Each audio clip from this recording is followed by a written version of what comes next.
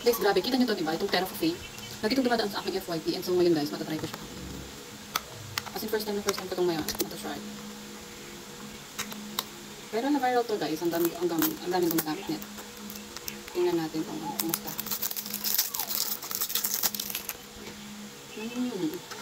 Parang ano siya. Alam mo yung parang... Ano ko na guys? Mahal mo yung ano niya. Alam mo yung parang ano?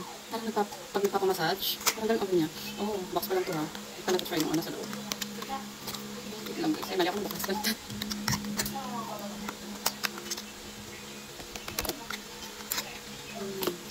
Ay.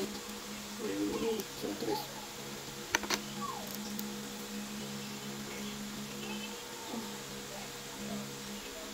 Hindi labot ako. Ang bango niya guys. Parang alam mo yung ano, parang amoy ng nagpapamassage guys. Sobrang relaxing, nakaka-antok. Ang sarap. Ang bango. Totoo nga yung sinasabi nila guys na meron siyang ano, instant relaxing effect. And napakabango niya. Malamig siya sa ano, feeling ganun. Instant relief talaga. And then sabi nila guys, pwede din itong igasgas dito. Dito sa noo. Pag masakit ang ulo. Pag masakit ang ulo. Kung nagbabiyahe ka guys, tapos hiluhin ka sa biyahe, napaka-perfect nito, for sure.